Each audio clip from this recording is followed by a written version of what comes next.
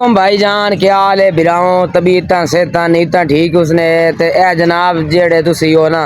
साढ़े channel subscribe नहीं करेंदे पे वेखो ना हुण असी तुहाडे वास्ते एडे सोहने सोहने चंगे चंगे व्लॉग लै आने हैं तुहाडे गाने इतनी मेहनत करने हैं दिन रात असी जेड़ा है मोबाइल फरोल फरोल के अगले दी आईडियां वेख वेख के अगले दे जेड़ा माल उत्तों लभदा है चोरी करके असी जेड़ा ना भाई ओ करने अपनी जान लाई खलोते हैं पर किवें साडे चैनल उत्ता वही सी सारे लोग वेख सन ते कोई लाइक ते कोई सब्सक्राइब ते कोई करे सन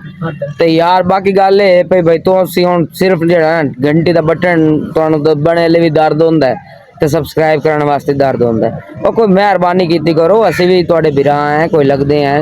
ते बाकी जनाब हुण वेखो साडी टीम आई खलोती है ते असी हुण बनाइंदे पे हैं वीआईपी कोई ना कोई ओ फनी फनी प्रोग्राम तो कोई मजा आई आ ठीक है ना जी ना ये पूरी टीम साडी इत्थे खड़ी है ते ए नाल जनाब साडा चिंटू मिंटू ही वधा पिया ए अन करीब इस व्लॉग दे विच लै लेना सी वीडियो शीडियो साडा मजा आइया बनवाया करसी ते जनाब ए गड्डी में लईए पई बस जेड़ा है पिया ना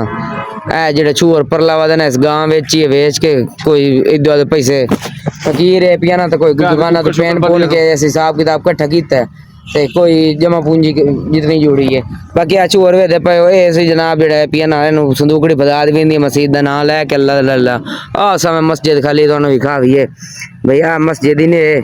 ये जनाब जेड़ा है ना चंदे वास्ते संदूकड़ी जो बालन पदा देने चंदा चंदा कट्ठा करके लै आंदे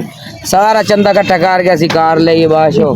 ते कार उत्ते हुण असी जनाब बनाने व्लॉग शिलोग ते कोई वीडियो शीडियो ते मेहरबानी करके जनाब जेड़ा है ना